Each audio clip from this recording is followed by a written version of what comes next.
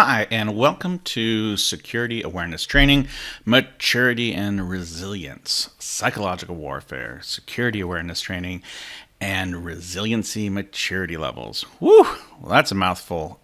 What we're doing is we're going to be talking about keeping people safe from social engineering and manipulations inside of organizations. And we're going to be organizing this thing in a way that's super accessible to cybersecurity and security teams. All right, so let's get into it.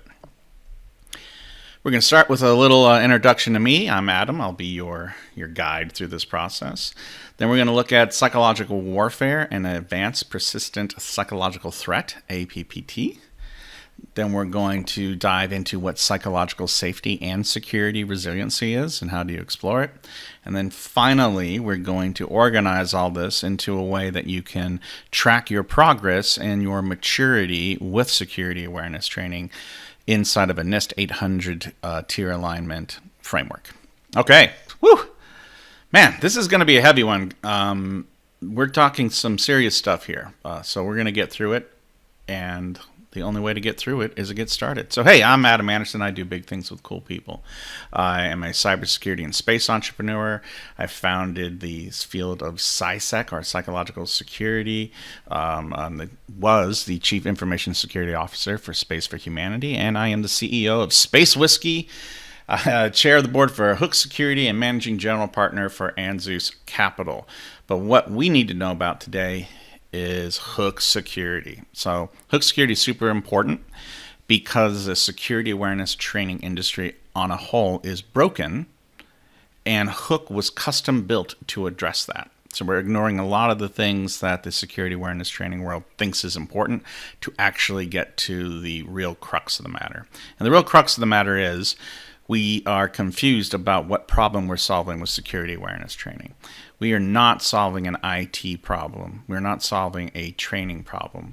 We are standing against psychological warfare.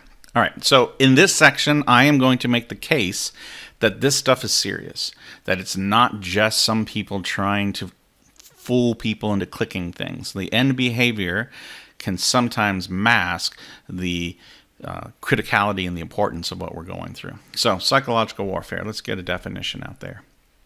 PsyWar, or PSYOP, uses tactics to influence and manipulate perceptions, beliefs, emotions, and behaviors of individuals or groups.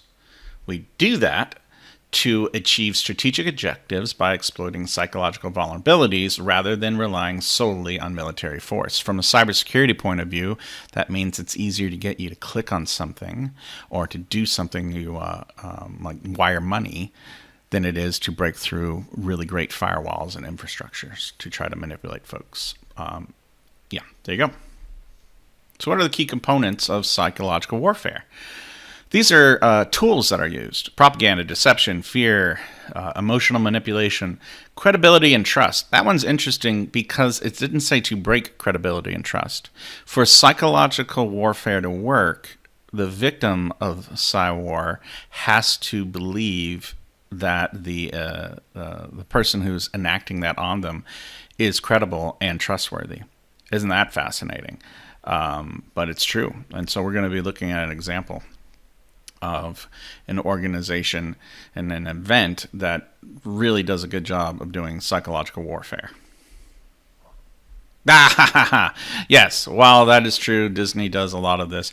That's not where we're starting the story at. Although when I put this slide together, I did laugh. I'm like, oh yeah, no, Disney probably does PsyWar really, really well. But that's not what this is. This is the Epcot Center ball.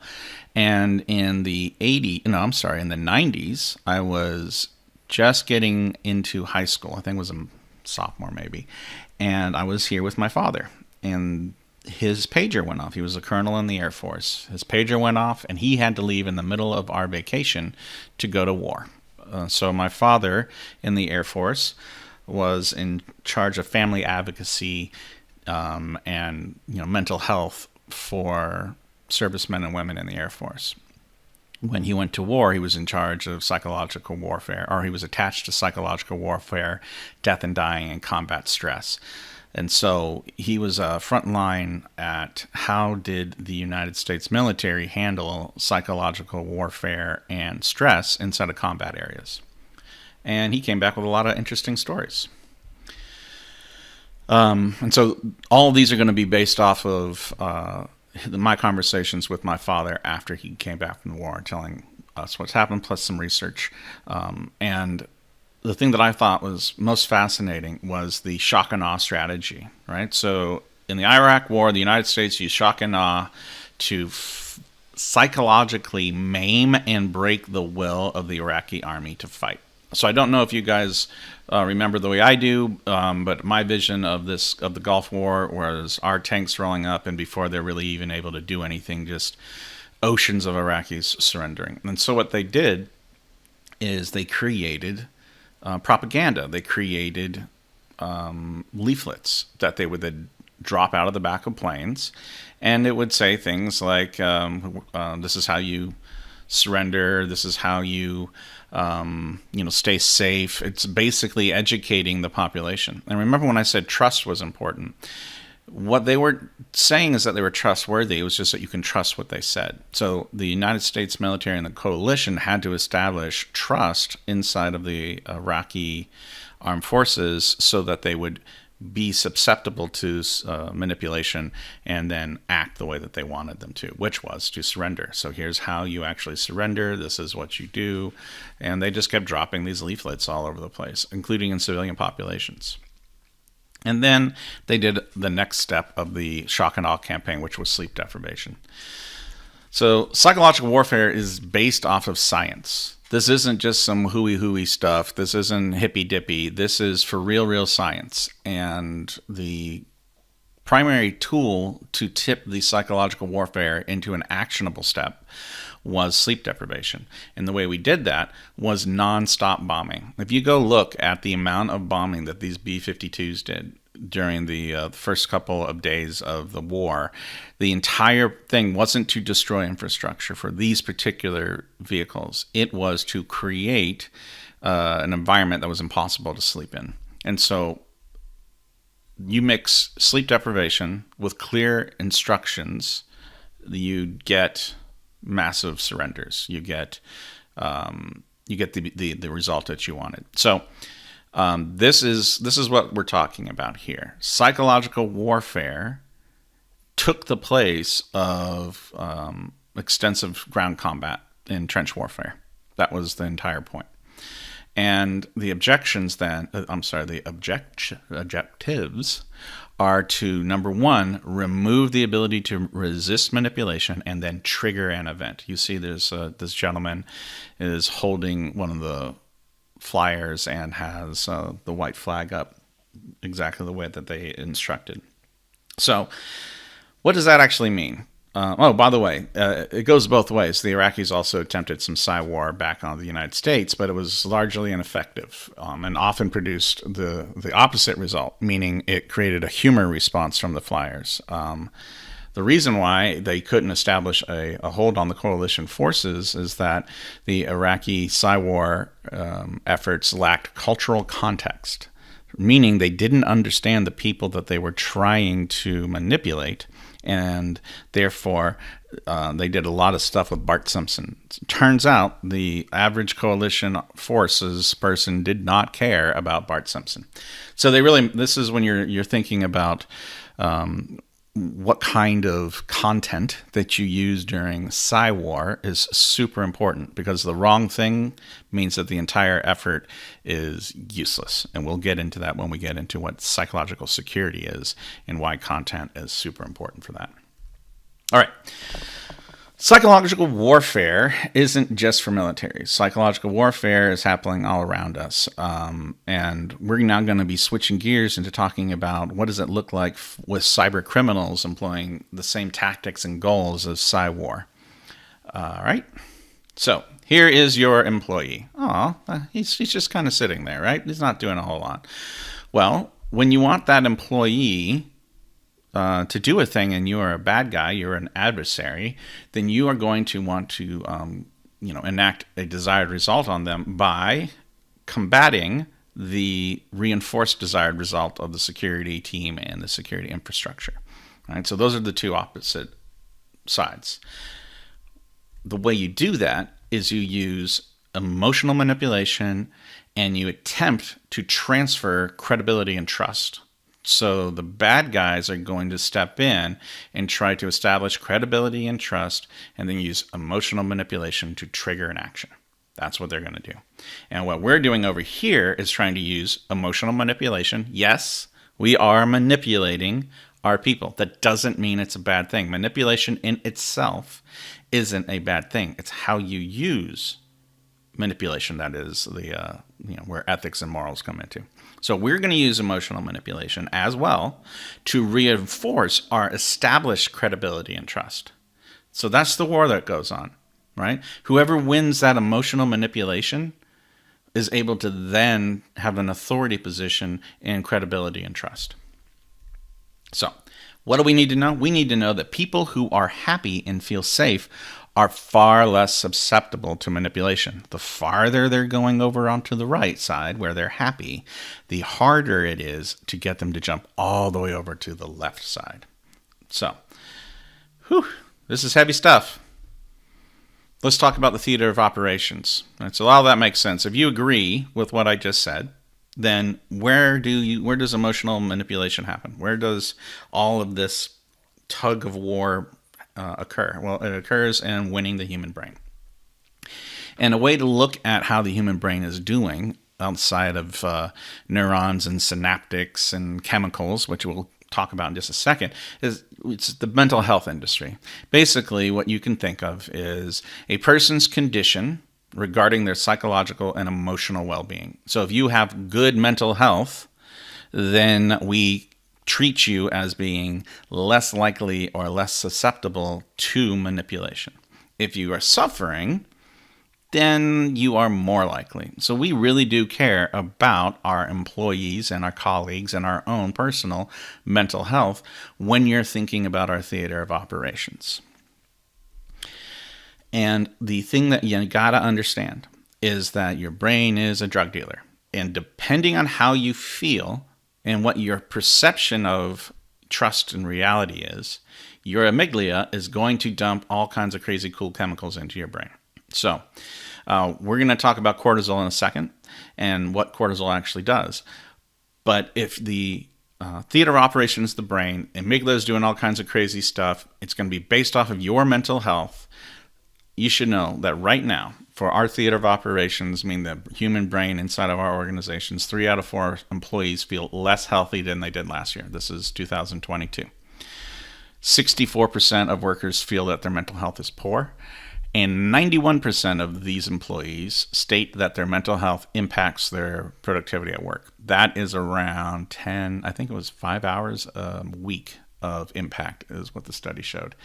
And by the way, take all of these statistics that I'm sharing with you with a grain of salt. There's a lot of studies that are out there. We don't actually know enough about the brain science and about what I'm talking about for me to stand up and say these are 100% accurate numbers. So treat these as guidelines that, hey, there's something going on in this theater of operations of the brain, and we should probably, be looking at it.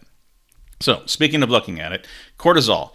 The amygdala dumps cortisol into your body when you are stressed. When that hits you, you only have fight or flight, right? Those are the two things that are necessary to stay alive. So this is when, hey, a tiger's about to jump on you, you immediately flood, flight or flight. You see something in the grass, it might be a snake, it might be a hose, you still react. People who have these kind of reactions live longer, right? However, it's not appropriate when there is actually no danger. And so what the attempt with PsyWar is to get a cortisol dump out of you, because if you're only doing fight or flight, you've fooled yourself, you've tricked yourself into thinking there's only 2 potential options.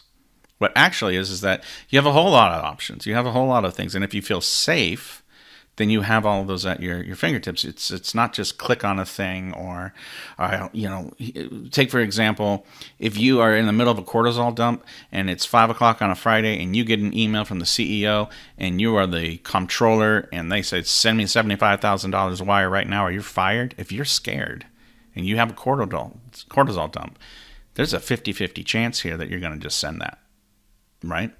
And so we need to create environments that allows somebody to have a stressful situation come in where they feel safe enough to be curious rather than scared enough that they have to act. And that's what this is all about. So if you look at the threat landscape, our organizations are not healthy. And this is bad if you're trying to implement psychological security. All right. Again, take these numbers with a grain of salt. But right now, 75% of untrained people are going to click on things they shouldn't inside of our organizations. 90% of successful attacks start with going after the people. And 60% of critical breaches have some kind of either, business-ending event if you're small or super disruptive if you're big. They're never good. And the thing I want to point out here is this 90%. On the previous slide, we saw that 91% of people feel like when they are suffering poor mental health, it impacts their work at least 5 hours a week.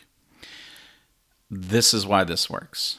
You have people who are raging with cortisol in their body, and then we are using psychological warfare to manipulate that emotional state because they don't feel safe, and that's what gets them to do the things that they're not supposed to do. It's crazy, but it is the truth. So why does it work? What's going on? Well, this is something new, an advanced persistent psychological threat. So I created this terminology when I realized that advanced persistent threat, APT, really didn't check all the boxes for psychological warfare. So I call this APPT, where it's exactly the same thing as APT, where it's a sustained attack over time, except instead of trying to get at various ports or various infrastructure nodes, it is attacking the human on the other side through the technology. And if you don't take this part serious, then you might think one annual training a year for 45 minutes that no one pays attention to is great. But if somebody's attacking your employees and your people every day, multiple times a day, all year long, are you really moving the needle with some of this annual training garbage? Are you really moving the needle with, let me rephrase that. Are you providing the services necessary for these people to be supported in the middle of this APPT world that we live in? And that's what I'm hoping to raise awareness here about today, is that, yeah, we can help them, but we have to do something different. APPT is the primary tool for cyber psychological warfare. And here are some examples. You've all seen these before: phishing attacks, social engineering, et cetera, et cetera, et cetera. Disinformation campaigns. That one's very nefarious. If you can change how the organization believes its policies work over time, that's. Anyway, this is important and dangerous stuff. And that's why I'm showing you a puppy. Because I think I've probably got you into cortisol by now. At least you're heading that way. And I'm about to be talking about the other side of this, which is psychological security. How do you create healthy organizations, and how do you organize all of that?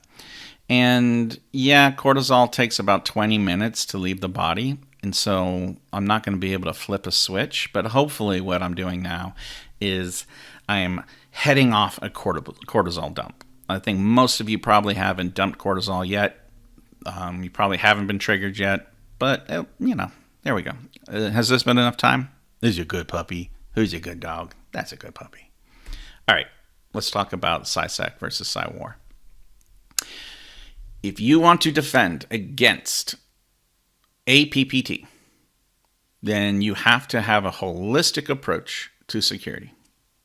And that means you have to look at resiliency as a mixture of three pillars. InfoSec is your traditional cybersecurity, information security, and that's bits and bytes and data. Then physical security, that's guards, gates, guns, facilities, things like that. And then psychological security, or PsySec, is neurons, synaptics, and chemicals in your brain, social engineering and manipulation, right? So most of us are good. Most of our organizations have made a lot of progress with InfoSec and a lot of progress with physical security. PsySec is so new that most of us are starting at zero. And the only thing that we really have had up to this point is semi-effective security awareness training. I posit to you, dear watcher and listener, that we can do better, and we will do better. So the goal of PsySec is to do the opposite of PsyWar. Oh, this is a heck of a run-on sentence, but I'm going to unpack this for a second. In a second.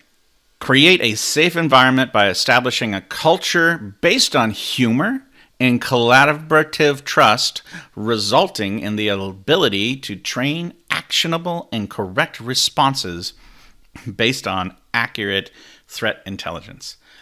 Whew! Man, that was completely right and also completely useless. However, it's there. When I say the goal of PsySec is to do the opposite of PsyWar, PsyWar is trying to demoralize, influence, change behavior, create dissent and discord, and to discourage and create a deterrence of action inside of a population. Meaning, I'm going to make you a victim, right?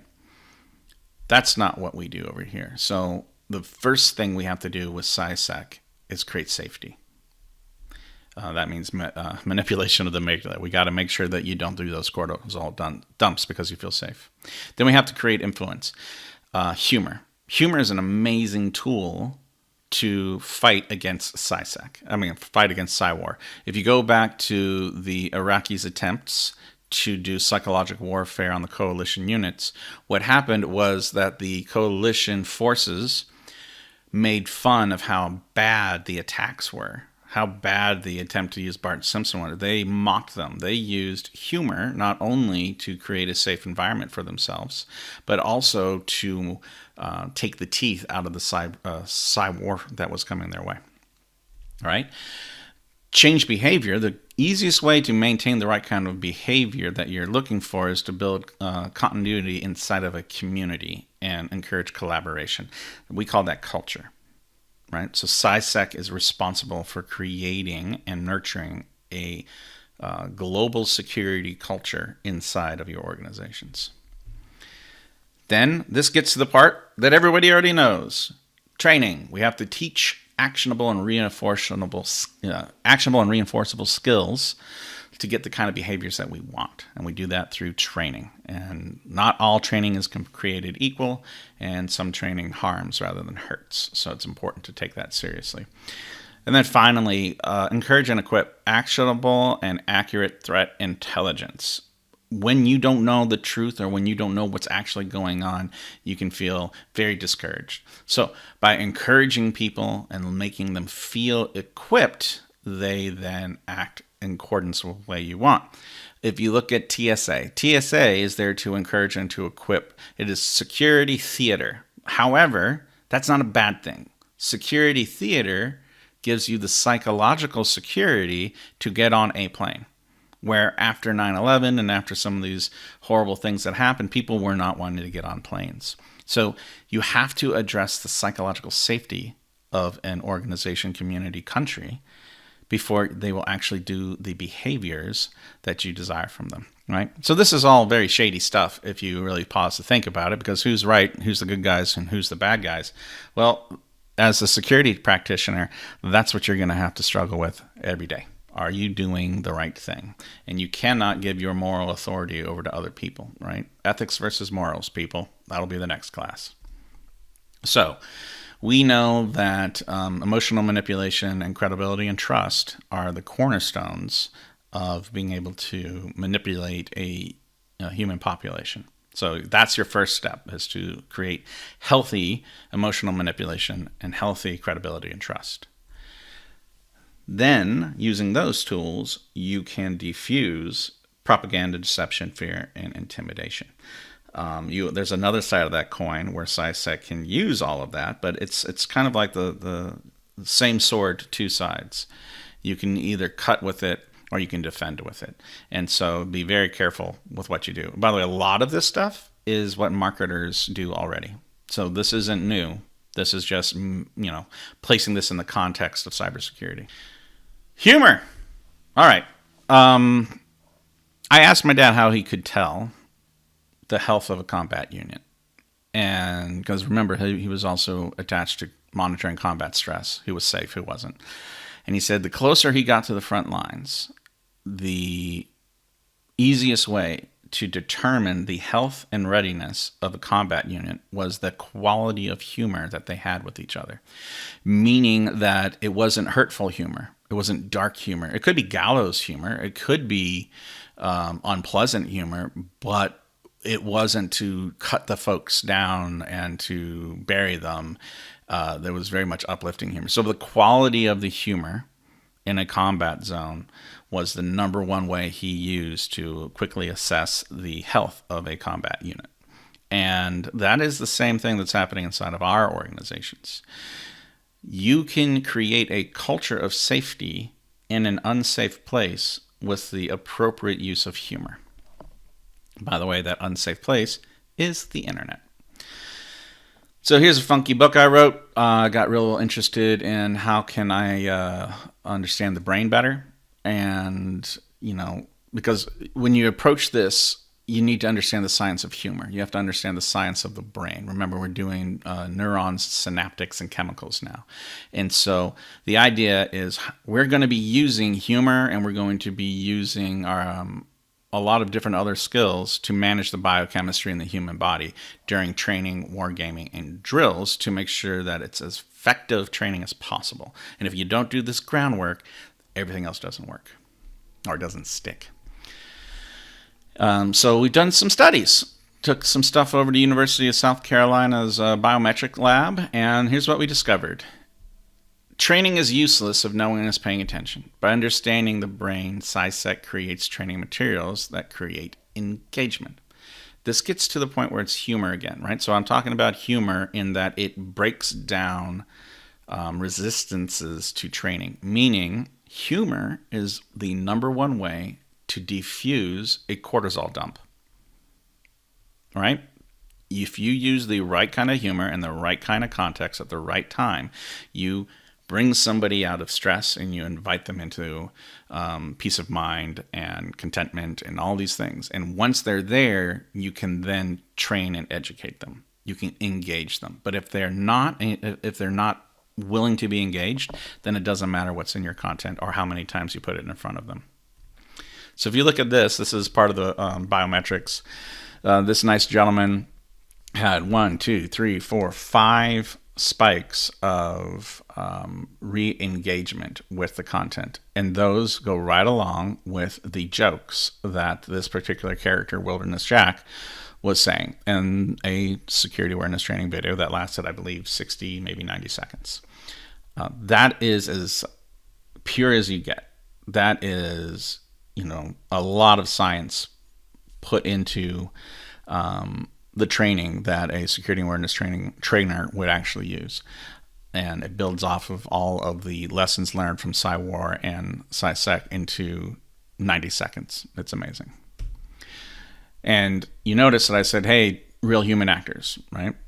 So when you're doing humor and when you're doing cultural alignment, there's a couple things that a human does so much better than a actual, like the cartoon or a puppet or whatever, right? And it's these three things that I really point at. Humans have a lot of nonverbal cues. The body language inside of the videos is really important. So if you look at this guy here, the guy holding the marshmallows, so Wilderness Jack there just poured out the fire. And the guy on the left is super sad, and his body language is everything. He has one line in the entire thing, but his body language carries that entire scene. Everybody understands it. And you don't get nonverbal cues from cartoons. You don't get behavioral modeling because the human brain mirrors other human activities. If I see somebody do something, my brain immediately tries to build the models and so that I could then do it. And then social learning. This is not quite as potent. It's more who you're taking the training with than what the training is. Social learning is all about having conversations and reinforcing the education after the fact. But with behavioral modeling and nonverbal cues mixed with humor, you really get a really nice bump right there. All right. So the rise of security awareness training professional. I think SANS said that the entire population of security awareness trainers went up 56% last year.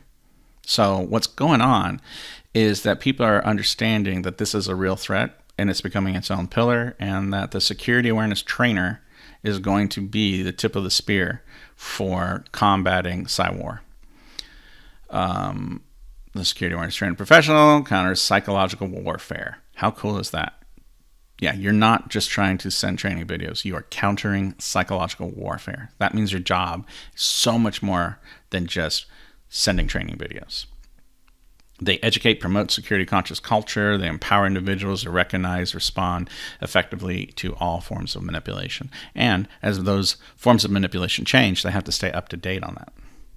So CySec is the group of security tools, controls, and techniques that the security awareness trainer leverages to combat psychological warfare. All right, now let's take a little breather.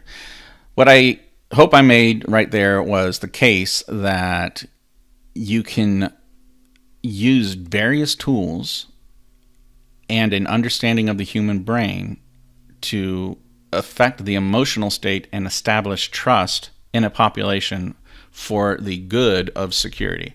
Also for the bad, but we're going to be good people and use it for good reasons. You're not using your new superpowers and and insights to create horror in the world. We're creating happiness. Now we need to figure out, well, how do we put all that into a security program? I love me some NIST 800. Come on now. Let's talk about it. Identify, protect, detect, respond, recover. You guys know. That's NIST. And a lot of security controls are inside of each one of that. I think that security awareness training is in detect. Just like 2 line items, 2 security controls. You should train your people, right? I think that's way too little. I think that security awareness training, I think CySec, I think psychological warfare is in every single one of these. Identify. The human brain is a node on your network. If you don't know what's going on with each human brain, if you don't understand the people who are interfacing with your technology and you can't identify who they are, you're out of luck. And this should tie in with identity and access management. This should tie in with admin rights. This should right? But a CySec approach to existing security controls is important. Protect. This is the training. This is how do I program the human brain to be resilient. If the human brain is a node on the network and it's got its own operating system, if you don't take into account the correct way to train that operating system to interface it with APIs, if you don't know how to do that, you're not protecting it, right? You're not building up mental health and resiliency. And by the way, the API that I just talked about is called emotional manipulation through active use of emotional intelligence. That's right. Detect. Threats and attack vectors. So this is being up to speed on various tools inside of email, inside of Slack. You're really throwing as much as you possibly can at the technology side of this from an InfoSec point of view to really limit the amount of stuff that gets through. And you're depending on the training that you did for the protection to have a human on the other side of that technology be able to identify when they're under attack and be able to say, hey, I detected this is bad. I should forward this email on to somebody. Respond. What happens when somebody clicks on something they shouldn't or sends something they shouldn't? You have to have emergency response. You have to have wargaming. You have to practice this stuff. And if you don't do it in a way that's psychologically safe, you get huge problems. If I have enough time, I'll tell you a quick story about that. Yeah, no, it's good. I'll get into it right now. If there was a fire in your office because you threw a cigarette into a trash can, as you do back in the 60s, I guess, then you would open your door from your office and say, guys, there's a fire here. Help. I don't want to burn down the building. That's because that's acceptable. You're supposed to not burn the building down. Everybody knows that. No one, maybe they'll get a little bit mad at you. There'll be some consequences. Actually, this is probably a really bad metaphor. Well, we're going to finish it. I'm already started. But from a security awareness point of view, if you click on something you shouldn't, there's a lot of shame involved. If you don't have an environment where the shame is removed from doing something that you shouldn't do, so that they will then report it, it's very, very difficult to have emergency response. So when you look at respond, if you will not have an effective emergency response, if you do not have a psychologically safe working environment where people understand exactly how to be safe, how to report being attacked, and what the next steps are. And that's what Wargame is all about, is to flesh all that out. Recover is how do you guide a population back to the state of safety and productive operations. This is what a complete SAP program should be considering. Training is very, very little of what we do. It is simply the best tool available to protect people and to create detection. But a full program needs to integrate with identity. It needs to integrate with disaster recovery and disaster response. So there you go. How do we measure all that? Oh my gosh, you guys ask the best questions. Well, each one of these has a maturity level, and I call them compliant, managed, and effective, adaptive, right? So if you're not doing anything, then you're nothing. But if you are attempting something, then you have compliant, boom, boom. And here's how you know what you're doing. The left side is table stakes, subjective results. I'm compliant. I'm doing all the checking of the boxes. Or I'm managed. I have a human who's kind of making the software run. And over here is I'm actually reducing risk because I have effective SciSec and effective training, and I've got great risk intelligence and threat intelligence. So you know you're compliant if you have you are maturity tier compliant if you have software that does all the things. And almost all the software is exactly the same. There is no huge competitive advantage of one of the 150 phishing platforms out there. You'll have a flavor that you like, go ahead and get it. That's fine. The rubber hits the road with your people. Who's managing the software? Who's managing the compliance? Who's interfacing with your people? That's the second tier. If you are a compliant company that has excellent staff that's managed, you're doing great. You really are. It takes a lot of effort to move over onto this other side of the line, which is effective and adaptive. Effective means that you're really taking the SciSec seriously to heart about how the brain works and how content works and how the right kind of content with the right kind of cultural context, with the right kind of messaging, mixed with the appropriate amount of correct humor can be a game changer. Absolutely game changer. And the effective pillar here, the effective tier level, is what you use for emotional manipulation, right? Then adaptive is high-level consulting and threat intelligence gathering, and you really feed the stuff from like psychological pen tests, hackbacks where you're going after the scammers, get intelligence. The adaptive tier level means you're doing really extensive risk analysis and threat analysis that then informs your content, that then informs your people, which then gets represented inside of the software. Whew, that's a lot. So when you're building a program, you start by making sure that you roll this stuff out, usually in this order, where you start with some software, you get people used to using it, you put an effective team in there, you get feedback, you then use effective content, and then you create the adaptive tools you need to make sure the whole thing rocks and rolls. And so you're going to be good at some of this stuff. You're going to be bad at some of this stuff. Everything is on its own scale, which is, why I'm encouraging that this isn't pass or fail. This is a long-term journey, right? And all that you're trying to do is continuously improve on what you've done, respond and react according to the threats that are out there, and try to get ahead of the game. And so I've created a little scorecard here. Most of us are going to be very good at tier 1 and tier 2, which is compliance and managed, meaning you're tracking things such as completion rates, policy, training frequency, assessment scores, reporting, documentation, all of the things that you need to check those NIST standard compliance boxes. It's tier 1. Tier 2 is, is your staff trained? Is your staff capable? Can your staff use the software? Can your staff create the content? Can your staff do the things necessary to really apply healthy SciSec to the organization? The third tier here is scores around, hey, are you experiencing behavioral change? Have you looked at the biometrics and the engagement of the content? Are you doing personalization and cultural significant content that gets the kind of change you want? Advanced threat training based off of the adaptive tier. And then, is the awareness program integrated? So effectiveness isn't just training the people with effective content.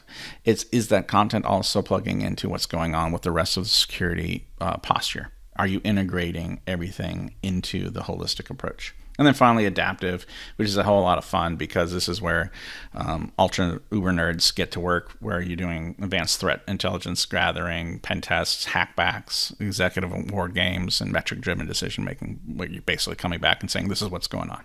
So, that's a lot. Do we have a puppy coming up soon? No, we don't. Dang it. All right. So, I know this is a fire hose. There's a lot going on, but this is what your scorecard is eventually going to look like. This is how you're going to know if you're integrating it right. You have tier levels for compliance, managed, effective, and adaptive. And then you have NIST pillars, which are identify, protect, detect, respond, recover. And what you want to know is identify, compliant. Do I have software that lets me identify the people on the nodes, people on the network? Do I have people, boom, boom, boom, right? So you get it. There's all these different things. And what normally happens is when you look at a security awareness training program, you absolutely crush protect with compliant and managed. So you have 2 boxes, and then the rest are usually empty. But that's okay, because this is at the very beginning of this job role. Security awareness training eventually will get to the point where you are going to have all of these boxes checked. And you're going to have a single pane of glass to manage the whole thing. That doesn't exist yet. We're at the infancy of this. This is all going to be about really good people and organizations doing the things they need to do. Whew.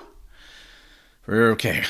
Final refresher, kids. Psychological warfare, it's real. It's absolutely real, and it's being used against us. It is damaging, it's effective, and it is what's really driving the $10 trillion worth of global damages. And it's what's driving 90% of successful breaches starting with people. Happy and safe people are less susceptible to psychological warfare. SciSec is the security pillar that builds safe and happy employees that resist manipulation. This is based off of science. This is based off of how the human brain works. This isn't hippy-dippy stuff. There is brain science involved. There's chemicals. There's electricity. The way we interact with each other in a social way is exactly the same as computers talking to each other over different APIs. Some of us are better at it than others, but everyone has the capability, theoretically. SciSec maturity should be a part of the overall security strategy, not just a training thing. There you go, guys. I have made the case. I've invited you to understand that there is a framework for approaching psychological warfare and psychological security. You can do this as a security professional. It is a thing that you can spend time on. And if you can do this and do it in the right way, it is the number one thing you can do to reduce risk inside of your organizations. The people are what you need to be addressing and you need to be supporting. And if you do, maybe you can build a giant empire. where you have disproportionate influence on manipulating the people in your organization and abroad. Oh, Disney, you confuse me. Do I like you? I think I do. All right. Thank you for taking the time to hang out with me today. Take care.